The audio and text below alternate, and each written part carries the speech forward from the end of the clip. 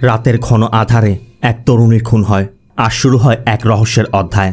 তদন্তের দায়িত্ব পড়ে এমন এক অফিসারের উপর যার অতীতে লুকিয়ে আছে পুরনো এক হত্যার বিভীষিকা। এই মামলায় যাদেরই সন্দেহ করা হচ্ছে প্রত্যেকে ভিন্ন গল্প বলছে, তিনটি মুখ, তিনটি ভিন্ন ব্যাখ্যা। কোনটা সত্য আর কোনটা নিজেকে রক্ষার সাজানো নাটক বোঝা বড় কষ্টকর। তদন্ত যতই আগায় খুলতে থাকে নতুন নতুন পাতা। কখনো মনে হবে এই বুঝি খুনি ধরা পড়ে গেল, আবার পরক্ষণেই সব উল্টে যায়। এই মামলায় কোনো ক্লুই স্পষ্ট নয়, সব যেন একে অপরকে ধোঁকা দিয়ে তৈরি। এবার প্রশ্ন একটাই, তদন্তকারী কর্মকর্তা এই রহস্যের জটটা খুলে আসল খুনিকে ধরতে পারবে, নাকি এই কেসটাও হারিয়ে যাবে অস্পষ্টতার অন্ধকারে? হ্যালো ফ্রেন্ডস, দিস ইজ প্লাবন অ্যান্ড ওয়েলকাম টু প্লাবন ইউনিভার্স। বলছি তামিল ভাষায় মুক্তি পাওয়া murder mystery thriller movie V1 murder কেসের কথা, যার প্রতিটি পদক্ষেপ আপনাকে নিয়ে যাবে গভীর এক অন্ধকারের মধ্যে। 11 সেপ্টেম্বর রাত, তামিলনাড়ুর কোনো একটি রাস্তা দিয়ে নার্মদা নামে একটি মেয়ে হেঁটে বাড়ি ফিরছে।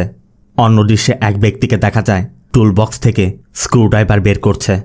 এদিকে নার্মদা যখন হেঁটে যাচ্ছিল, পাশেই মাস্ক পরিহিত একটি ছেলেকে সাইকেল ঠিক করতে দেখা যায়। আর একটু সামনে যেতেই দেখা যায় একটি কার নার্মদার পিছু করছে। তবে নার্মদা সামনের গলিতে যেতেই হুডি পরিহিত আরেকটি লোক নার্মদার পিছু করতে শুরু করে। নার্মদা তখনও বাড়ির দিকে হেঁটে যাচ্ছে। তবে এরপরই অন্ধকারের মধ্য থেকে কেউ একজন নার্মদার গলায় কিছু দিয়ে আঘাত করতেই নার্মদার গলা দিয়ে রক্ত ছুটতে শুরু করে। নার্মদা মাটিতে লুটিয়ে পড়ে। তারপরও নার্মদা অনেক কষ্টে তার বাড়ি পর্যন্ত পৌঁছে যায়। ঠিক তখনই ভিতরে দেখা যায় কেউ একজন হাতে আর স্ক্রুড্রাইভারে লেগে থাকা রক্ত পরিষ্কার করছে। তবে কে এই ব্যক্তি তা আমি একটু পরই বলবো। নার্মদা তাকে দেখা মাত্রই জানালার কাছে হাত রাখে। এখান থেকে সিন শিফট হয়।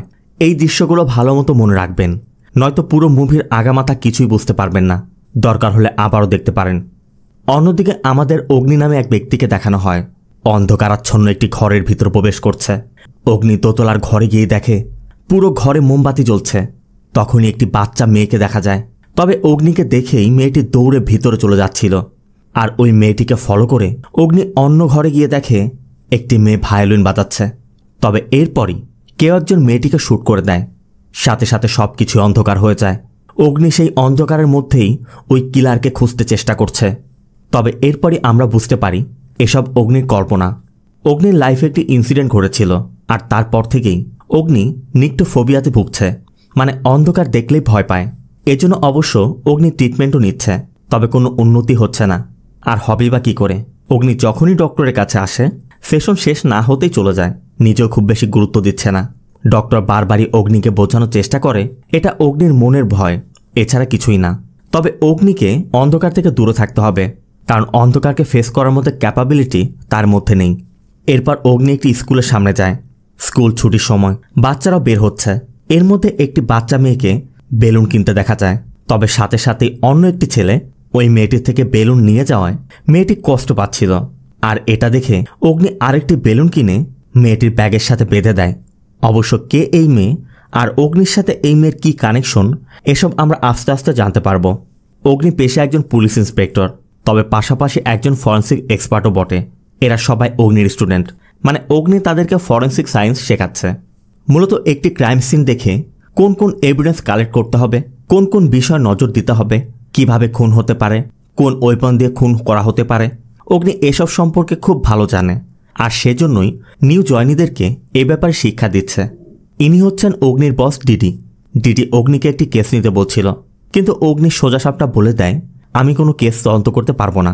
এ হচ্ছে ইন্সপেক্টর লুনা, অগ্নির কলিগ, পাশাপাশি অগ্নির ফ্রেন্ডও বটে। ডিডি লুনাকে এসে বলে ওকে দিয়ে কোনো কাজই হবে না, এই কেস তোমাকে হ্যান্ডেল করতে হবে। অবশ্য লুনা ডিডিকে বোঝায় আমি ওর সাথে কথা বলে ওকে মানানোর চেষ্টা করব। এরপর লুনা অগ্নিকে নার্মদার বাবা মার সাথে দেখা করিয়ে দেয়, কারণ ওই রাতে নার্মদার খুন হয়েছিল। নার্মদার বাবা একজন ডক্টর। মেয়ের খুন হলেও তারা এখনও খুনের কারণ জানতে পারেনি, খুনিও ধরা পড়েনি। তাই তারা অগ্নিকে অনুরোধ করছিল তাদের মেয়ের খুনিকে যেন উপযুক্ত শাস্তি দেয়া হয়। তবে এর জন্য আগে খুনিকে খুঁজে বের করতে হবে। নার্মদার মা যথাসম্ভব অনুরোধ করে। তারপরও অগ্নি পারবে না বলে চলেই যাচ্ছিল। তখন লুনা বোঝায় দেখো, আমাদের কাছে কোনো এভিডেন্স নেই, খুনের কোনো মোটিভ নেই, একমাত্র তুমি এই কেসটি সলভ করতে পারবে। অবশ্য লুনার অনুরোধে অগ্নি লুনাকে হেল্প করতে রাজিও হয়। আর এরপরই লুনা অগ্নিকে নিয়ে সেই লোকটাকে জিজ্ঞাসাবাদ শুরু করে যাকে আমরা স্ক্রুড্রাইভার ওয়াশ করতে দেখেছিলাম। তার নাম হচ্ছে ইনবা। ইনবা নার্মদার বয়ফ্রেন্ড। ইনবা প্রথমেই বলে যে আমি নার্মদাকে খুন করেছি। আর এখানে আমরা ইনবার কথা আরও জানতে পারি, নার্মদা আর ইনবা গত 6 মাস যাবৎ লিভ টুগেদারে ছিল। তবে হঠাৎ এক সকালে নার্মদার ফোনে একটি ছেলে বার্থডে উইশ পাঠালে ইনবা এই বিষয় নিয়ে নার্মদাকে সন্দেহ করছিল। ইনবা বারবার জানতে চাচ্ছিল কে এই ছেলে, কেন তোমাকে মেসেজ করলো। নার্মদা তখন উত্তর না দিয়ে ঘরের একটি কার্টেনের স্ট্যান্ড খুলে গিয়েছিল, সেটা সারার জন্য চেষ্টা করছিল। এতে করে ইনবা ভাবছিল নার্মদা হয়তোবা এই বিষয়টি স্কিপ করার চেষ্টা করছে। অবশ্য ইনবা এটা নিয়ে যখন আরও বেশি সিরিয়াস হয়ে যাচ্ছিল, তখন নার্মদা বলে ও আমার কাজিন, ও ইউএস থাকে, আর এতদিন যাবৎ আমরা লিভ টুগেদার আছি, তারপরও তোমার মধ্যে আমাকে নিয়ে সন্দেহ জাগে কিভাবে। তবে এই বিষয় নিয়ে দুজনের মধ্যেই তর্ক বেঁধে যায়। আর তর্কের এক সময় ইনবা রাগ করে নার্মদার মোবাইল ফোনটি ভেঙে ফেলেছিল। ইনবা বলে ওই দিনের পর থেকে আমাদের মধ্যে দূরত্ব বাড়তে থাকে, তাই আমিও বাসা ছেড়ে চলে যাই। এদিকে আমি সেলসের জব করি, টার্গেট পূরণের প্রেশার, কাজের প্রেশার সবকিছু আমাকে পাগল করে দিচ্ছিল। তারপর একদিন আমি ওর অফিসের সাথে দেখা করতে যাই, গিয়ে দেখি অফিসে নেই। কিন্তু আমি যখন ফিরছিলাম তখন পথে ওকে দেখতে পেয়ে ওর সাথে কথা বলি। ইনবা নার্মদাকে বলছিল তুমি যদি আমাকে পছন্দ না করো ছেড়ে দাও। নার্মদা তখন বলে তুমি বাড়িতে যাও, আমি বাড়ি এসে তোমার সাথে কথা বলবো। ইনবা বলে আমি সেদিন সব কাজ শেষ করে সকাল সকাল বাড়িতে চলে যাই। সিন সেই রাতে ইনবা বাড়িতে ফিরে নার্মদার অপেক্ষা করছিল। তখনই ইনবা লক্ষ্য করে কার্টেন স্ট্যান্ডটি খুলে আছে, মানে যেটা নার্মদা সেদিন ঠিক করতে চেষ্টা করছিল। এই জন্য ইনবা টুলবক্স থেকে স্ক্রুড্রাইভার বের করে ওই স্ট্যান্ডটি ঠিক করতে গিয়ে ইনবার হাত কেটে যাওয়ায় ইনবা যখন স্ক্রুড্রাইভার আর হাতের রক্ত পরিষ্কার করছিল তখনই নার্মদা জানালার কাছে আঘাত করে। সাথে সাথে ইনবা বের হয়ে দেখে নার্মদা পুরো শরীর রক্তে ভিজে আছে।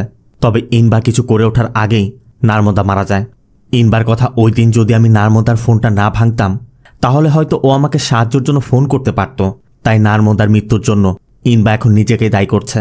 লুনা জানতে চায় তোমরা এতদিন লিভ টুগেদারে ছিলে, বিয়ে কেন করনি? ইনবা বলে ওর পরিবার খুবই স্ট্রিক্ট, তাদের তুলনায় আমার জাতি, আমার সমাজ, স্যালারি সবকিছু ছিল নগণ্য। আমি মূলত একটি ফার্মা কোম্পানি শুরু করতে চেয়েছিলাম, কিন্তু তার জন্য আমার কাছে টাকা ছিল না। আমি পুরোপুরি নিজেকে উপযুক্ত করেই ওর পরিবারের সাথে দেখা করতে চেয়েছিলাম, কিন্তু এখন তো ওই নেই। ইনবার কথাগুলো শোনার পর লুনা অগ্নির কাছে জানতে চায় তুমি কিছু জিজ্ঞেস করতে চাও, কিন্তু অগ্নির কোনো ইন্টারেস্ট না থাকায় লুনা ইনবাকে যেতে বললে ইনবা বেরিয়ে যায়। আর এরপর লুনার কথা আমরা জানতে পারি কেন অগ্নির কোনো কেসের প্রতি ইন্টারেস্ট নেই। মূলত একটি ইনসিডেন্টে অগ্নির ওয়াইফ ব্লেসি মারা গিয়েছিল। এরপর থেকে অগ্নি কোনো কেস তদন্ত করছে না। যদিও লুনা বোঝানোর চেষ্টা করছে ওকে ভুলে জীবনে পরিবর্তন আনতে হবে তো, কিন্তু অগ্নি তার ভালোবাসাকে কখনোই ভুলতে চায় না।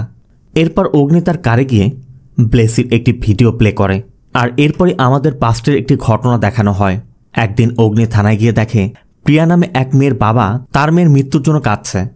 ভিতরে যেতে লুনা অগ্নিকে একটি কেস ফাইল দিয়ে কেসটাকে সলভ করে দিতে বলছিল। মূলত ওই কেসে প্রিয়া নামে একটি মেয়েকে রেপ করে খুন করা হয়েছিল। মেয়েটির নখের মধ্যে স্কিন, সিমেন্ট সবকিছুই একজনের সাথে ম্যাচ করেছে, কিন্তু সমস্যা হচ্ছে যার সাথে ম্যাচ করেছে সে খুনের 2 সপ্তাহ আগেই মারা গেছে। মৃত ব্যক্তি খুন করে কিভাবে? তখন অগ্নি ধারণা করে বলে যে জায়গায় বডি পাওয়া গিয়েছিল সেটা হয়তো কোনো ফ্রিজিং রুম হবে। আর আমরা যেখানে বডি পেয়েছি ঝড়ের কারণে 10 দিন সেখানে বিদ্যুৎ ছিল না, এজন্য হয়তো আস্তে আস্তে বরফ গলে বডি বের হয়ে এসেছে। আর এই জন্য স্কিনও নষ্ট হয়নি, তাই 2 সপ্তাহ আগের বডি আমরা 2 সপ্তাহ পরে পেয়েছি। অগ্নি বলছিল এখন মেয়ের বাবাকে বলে দাও খুন কে করেছে, কিন্তু তার আগেই মেয়ের বাবা থানার মধ্যেই নিজের গায়ে আগুন দিয়ে দেয়। আর অগ্নির চোখের সামনে লোকটি মারা যায়।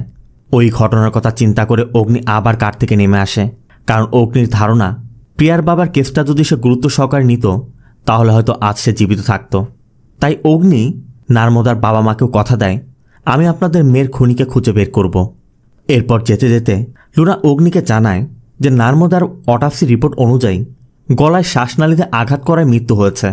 কি দিয়ে মেরেছে এখনও জানা যায়নি, তবে আঘাতের পরিমাণ আর গভীরতা বলছে 5 ইঞ্চি লম্বা এবং 1/2 ইঞ্চি চওড়া কিছু একটা হবে। কোনো প্রকার প্যানিক ছাড়াই নিখুঁতভাবে মেরেছে, তবে রেপ বা কোনো প্রকার হ্যারাসমেন্টের আলামত নেই। নার্মদা সেদিন ক্যাপসিকাম খেয়েছিল, তাই ফুড অ্যালার্জি হয় ও নিজেকে রক্ষা করতে পারেনি। আবার ওই রাতে বৃষ্টি হওয়ার কারণে সকল এভিডেন্স বৃষ্টির পানিতে ধুয়ে গেছে, যেজন্য কেসটা এখন এতটা কমপ্লিকেটেড। তারপর আবার এক্স্যাক্টলি কোন জায়গায় অ্যাটাক করা হয়েছিল সেই লোকেশনটাও জানা যায়নি। লুনা আরও জানায় রাত 8:20 থেকে 8:40 মধ্যে খুন হয়েছিল। অগ্নি জানতে চায় তার আগে কি হয়েছে। লুনা বলে তার আগে নার্মদা এটিএম থেকে 1500 টাকা তুলেছিল, তবে নার্মদার পার্সে 400 টাকা কম পাওয়া গেছে। তার মানে মৃত্যুর পূর্বে নার্মদাও 400 টাকা দিয়ে কিছু একটা কিনেছিল। এই জন্য ওই এলাকার দোকানগুলোতে খোঁজ নিলে একটি গিফট শপ থেকে জানা যায় ওই দিন নার্মদা সেখানে একটি গিফট কিনতে এসেছিল।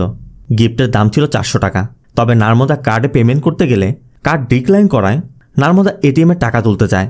আর সেই ফাঁকে লাল রঙের R15 চালানো গা ভর্তি ট্যাটু করা এক ছেলে ওই গিফটটি কিনে নিয়ে গিয়েছিল। আর এটা শোনার পরই লুনা থানায় কল করে ওই বাইকের খোঁজ করতে বলে। আর অগ্নি জাবেদ নামে এক ডেটা অ্যানালিস্টকে কল করে, যে মূলত এই কেসের সকল ডেটা কালেক্ট করেছিল।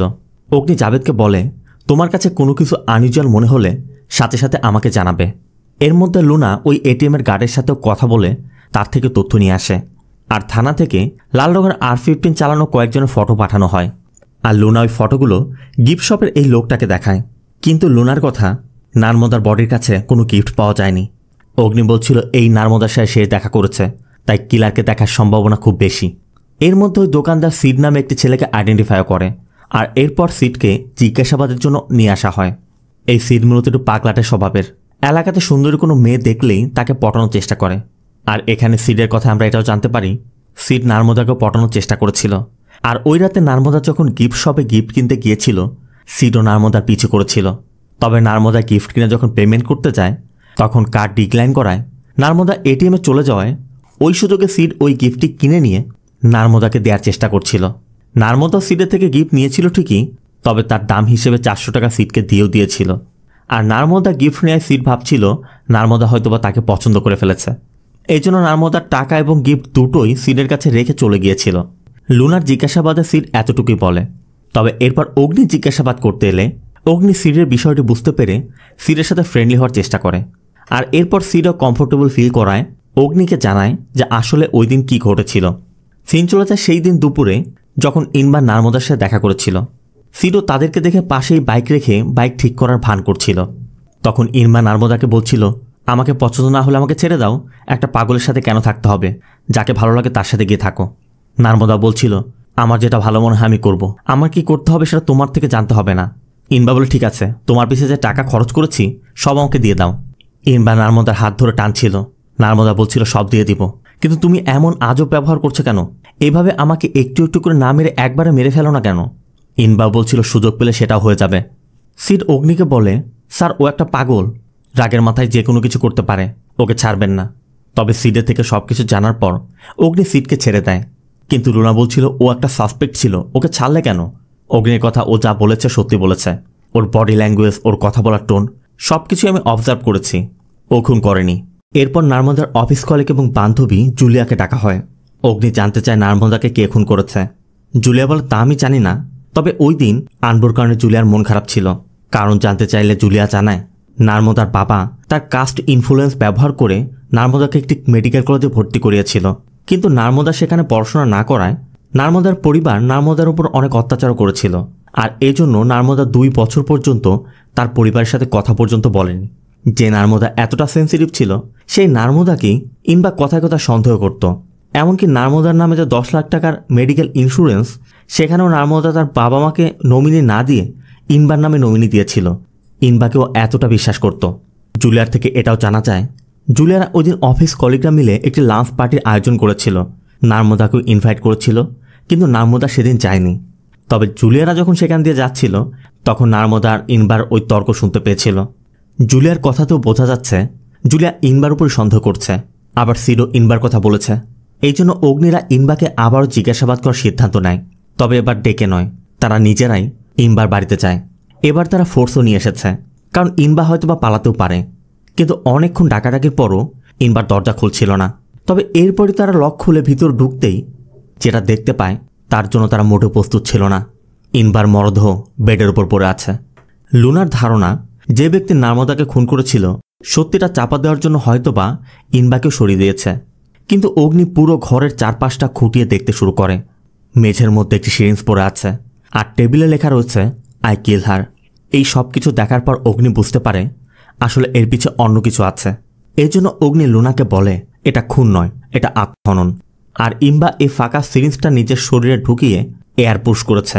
আর ভেইনে এয়ার ব্লকেজ হওয়ার কারণে তার হার্ট অ্যাটাকে মৃত্যু হয়েছে, যার দ্বারা বোঝা যাচ্ছে ইনবার নিজের জীবন নিজেই নিয়েছে, কারণ নার্মদার মৃত্যুর জন্য সে নিজেকেই দায়ী করছিল। যার দিকে সন্দেহটা বেশি যাচ্ছিল সেই নিজের জীবন নিয়ে নিয়েছে।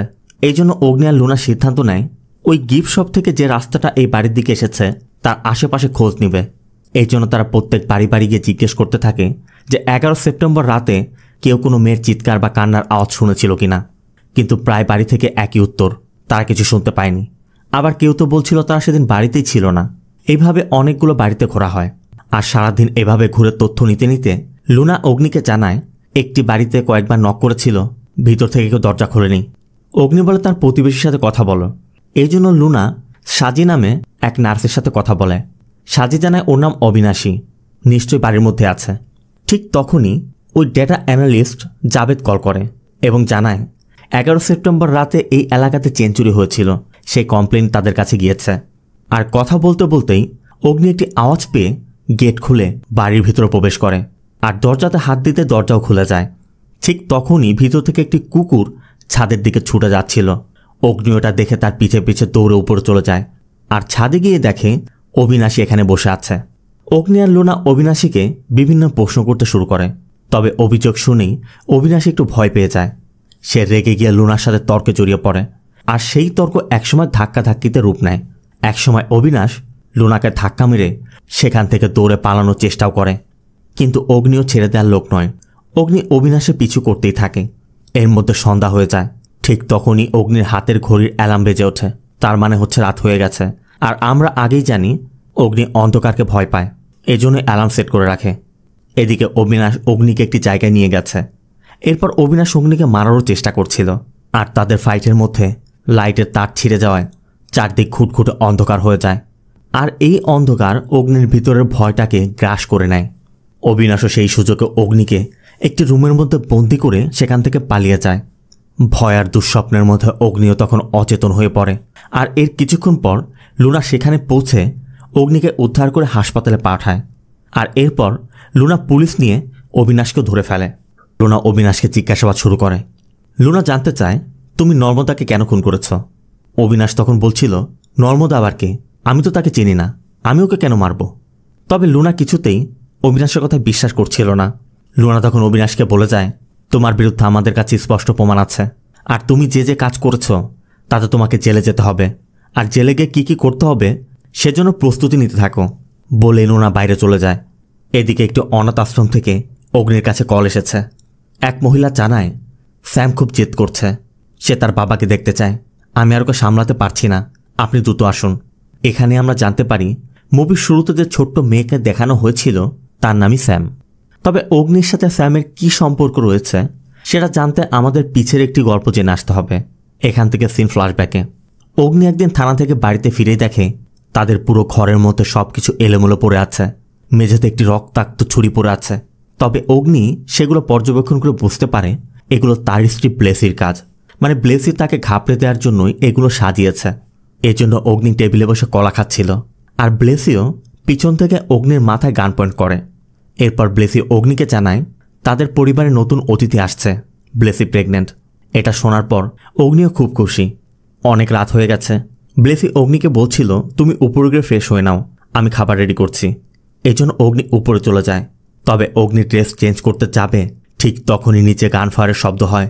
সাথে সাথে অগ্নি নিচে নেমে এসে দেখে ব্লেসি উপর হয়ে পড়ে আছে। অগ্নি ব্লেসির কাছে ছুটে যায়, তবে ব্লেসি আর বেঁচে নেই। পাশে একটি ফোনের মধ্যে ভিডিও রেকর্ডিং চলছে। ঠিক তখনই অগ্নি দরজার দিকে তাকাতেই এক আইসক্রিমওয়ালাকে দেখতে পায়, আর অগ্নিকে দেখা মাত্রই সে পাগলের মতো দৌড়াতে শুরু করে। অগ্নিও তার পিছে পিছে দৌড়ায়। অগ্নির ধারণা সেই হয়তোবা ব্লেসিকে শ্যুট করেছে। তবে লোকটাও অগ্নির হাত থেকে বাঁচার জন্য দৌড়াতে দৌড়াতে একসময় একটি ট্রাকের নিচে পড়ে অন দি স্পট মারা যায়। একদিকে স্ত্রীকে হারিয়েছে, আবার চোখের সামনে এই দৃশ্য। সেই ভয়াবহ রাত অগ্নির মনে জন্ম নেয় এক ভয়ঙ্কর ফোবিয়া, নিক্টোফোবিয়া, অর্থাৎ অন্ধকারের ভয়। আর এই দুর্ঘটনার পর থেকেই রাত তার শত্রু হয়ে দাঁড়ায়। অগ্নি অজ্ঞান হয়ে পড়ে যায়।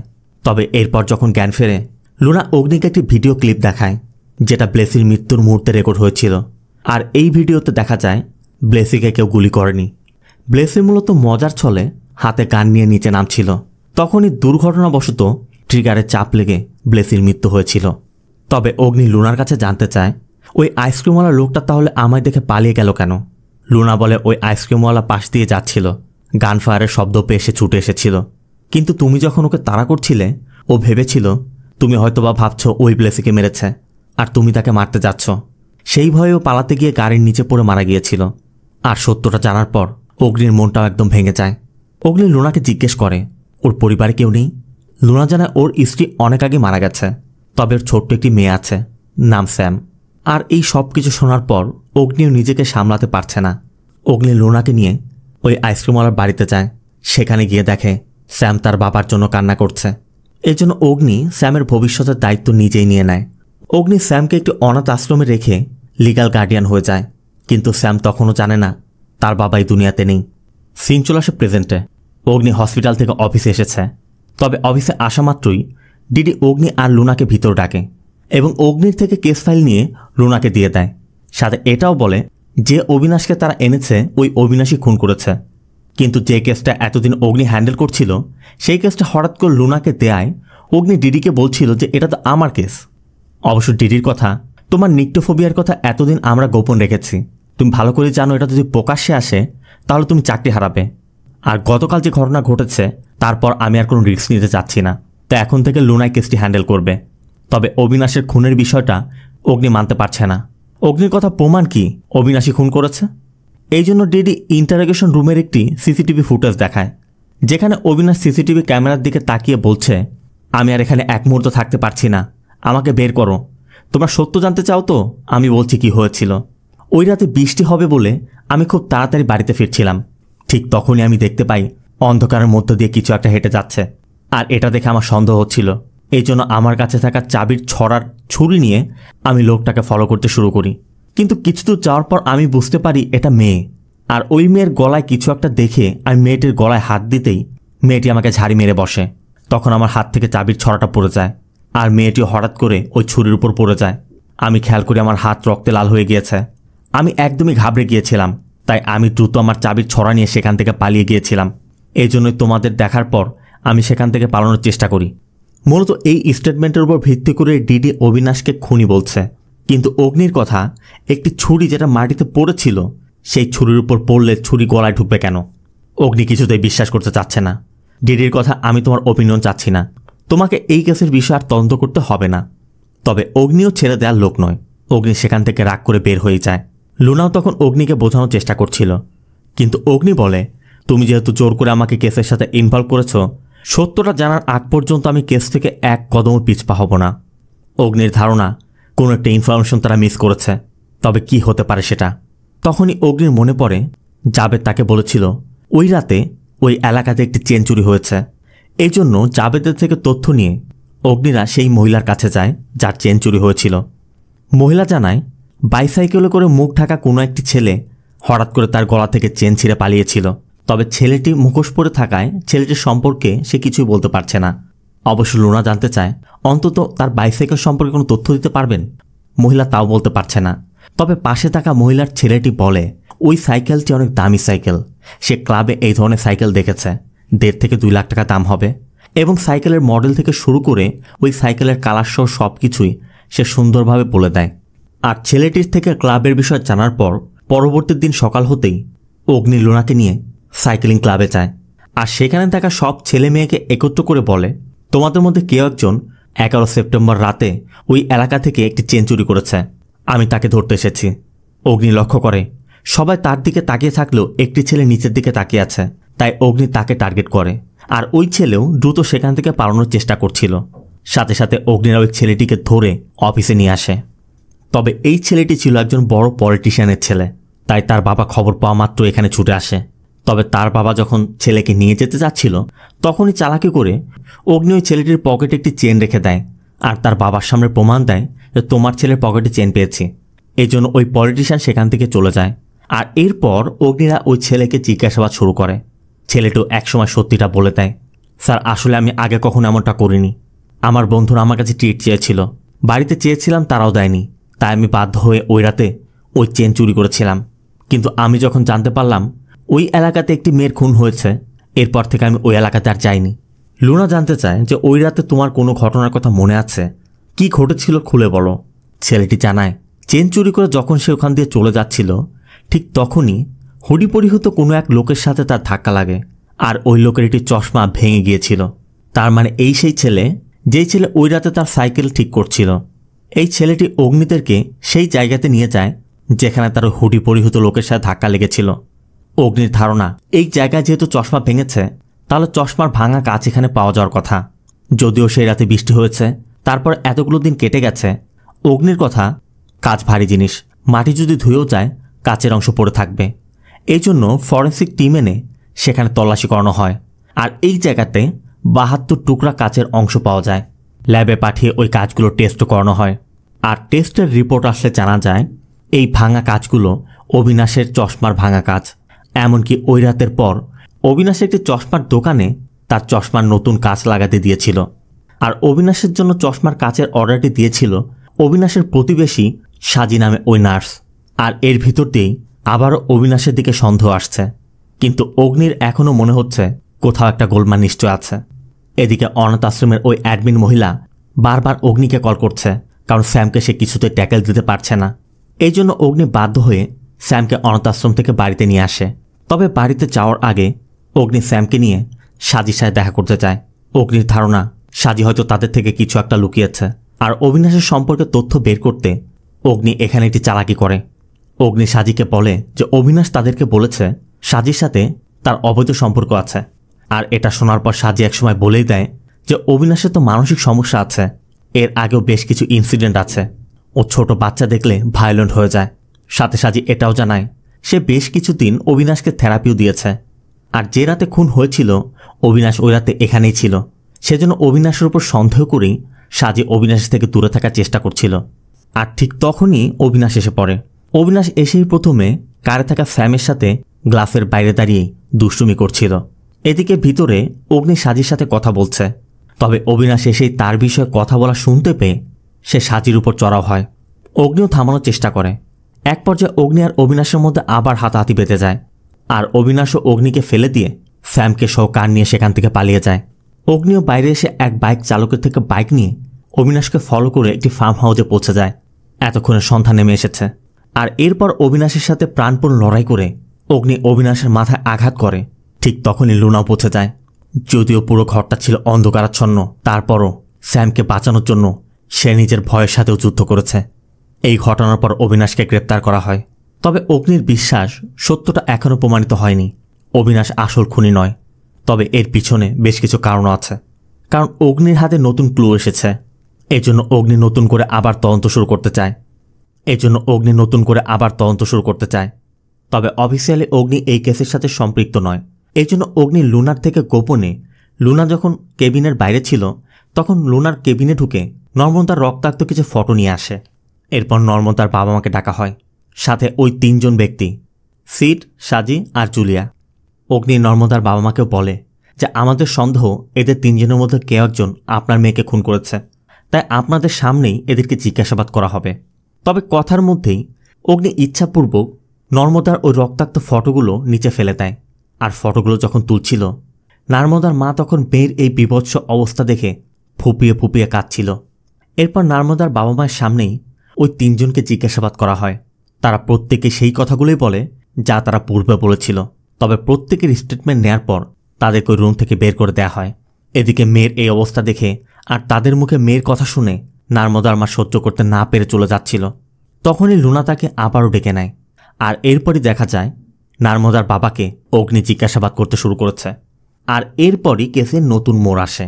আর এখানে আমরা এটাও জানতে পারি জুলিয়া তার স্টেটমেন্টে আগেও বলেছিল তারা তাদের অফিস কলিগদের নিয়ে একটি লাঞ্চ পার্টি করেছিল যেখানে নর্মদা যায়নি। তাহলে নর্মদা যদি সেখানে না যাবে, নর্মদা ওই দিন কোন জায়গা থেকে বের হয়েছিল? আবার লুনা নর্মদার অটোপসির রিপোর্ট বলার সময় বলেছিল নর্মদা সেদিন ক্যাপসিকাম খাওয়ায় তার অ্যালার্জির সমস্যা হয়েছিল। নর্মদা যেহেতু ওই দিন জুলিয়াদের সাথে লাঞ্চ করতে যায়নি, তাহলে নর্মদা ওই দিন কার সাথে লাঞ্চ করলো? আর এটা জানার জন্যই অগ্নি আশেপাশের সকল রেস্টুরেন্টের সিসিটিভি ফুটেজ পর্যবেক্ষণ করেছে। আর সেখানে একটি ফুটেজের মধ্যে দেখা গেছে নর্মদা সেদিন দুপুরবেলা তার বাবার সাথে লাঞ্চ করছিল। আর ওই ফুটেজে স্পষ্ট দেখা যাচ্ছে ওই দিন ইম্বাকে নিয়ে তাদের মধ্যে ভয়ঙ্কর ঝগড়া হয়েছিল। আর এরপরই আমরা সত্যটা জানতে পারি। আবার ওই রাতের এটিএমের সিসিটিভি ফুটেজে দেখা যাচ্ছে নার্মদা যখন এটিএমের সামনে দিয়ে হেঁটে যাচ্ছে তখন নার্মদার বাবার কারটিও পিছে পিছে যাচ্ছে। তার মানে এই সেই কার যেই কারটা ওই রাতে নার্মদার পিছে পিছে যাচ্ছিল। তবে নার্মদা জানতো না সেটা তার বাবার কার। নার্মদার বাবা ওই রাতে নার্মদাকে ফলো করে তার পকেটে থাকা একটি পেন দিয়ে সেই পেন দিয়ে নার্মদার গলায় সজোরে আঘাত করেছিল। আর নার্মদার বাবা যেহেতু একজন সার্জন, সে ভালো করেই জানে ঠিক কোন জায়গায় আঘাত করলে নার্মদার সাথে সাথে মারা যাবে। আর নার্মদার শ্বাসনালীতে আঘাত করায় নার্মদা ঘটনাস্থলে মারা গিয়েছিল। তবে এতটুকুই নয়, অগ্নির কাছে আরও প্রমাণ আছে। আর তা হচ্ছে নার্মদার বাবা সেদিন তাদের শহর থেকে এখানে এসেছিল, আসার পথে একটি টোল ক্রস করে এসেছে এবং ওই রাতে আবার সে টোল ক্রস করে গিয়েছিল। এবং পরবর্তী দিন যখন লুনা তাদের মেয়ে নার্মদার খুনের খবর দিয়েছিল, খবর পেয়ে আবার তারা এসেছিল। অগ্নির কাছে এখন নার্মদার বাবার 3টি টোল ক্রসের টোকেনও আছে, যার দ্বারা স্পষ্ট প্রমাণ হচ্ছে ওই রাতে সে এসে খুন করে আবার চলে গিয়েছিল। আবার অগ্নি এটাও জানায় অগ্নি মূলত ওই সময় ইচ্ছা করে নার্মদার ফটোগুলো ফেলেছিল। আর ফটো দেখে নার্মদার মা ফুপিয়ে ফুপিয়ে কাঁদছে, অথচ নার্মদার বাবার মধ্যে বিন্দু মাত্র মেয়েকে হারানোর কোনো অনুশোচনা বা কষ্ট নেই। সেটা দেখেই অগ্নির আরও সন্দেহ হয়েছিল। আবার ইন্টারোগেশন রুমের মধ্যে জুলিয়া যখন জাতির কথা তুলেছিল তখন নার্মদার বাবার মধ্যে একটা গর্ব অনুভব হচ্ছিল। এই সব কিছুই অগ্নির চোখে পড়েছে। তবে প্রশ্ন হচ্ছে এক্স্যাক্টলি কী কারণে নার্মদার বাবা নিজের মেয়েকে এভাবে বিভৎসভাবে খুন করল? এর উত্তর নার্মদার বাবা নিজেই দেয়। আর নার্মদার খুনের পিছের মূল কারণ ছিল নার্মদা অন্য জাতের একটি ছেলেকে ভালোবেসেছে। শুধু তাই নয়, তার সাথে লিপ টুগেদারও ছিল। কারণ নার্মদার বাবার বিশ্বাস সমাজে সম্মান পেতে হলে নিজের জাত পরিচয় ধরে রাখতে হবে। জাতি হলো তার সম্মানের মাপকাঠি। আর নার্মদার বাবার জাতির পরিচয় ছিল একমাত্র মেয়ে, কিন্তু সে ইম্বার সাথে থেকে সেই পরিচয়কে ধ্বংস করে দিয়েছে।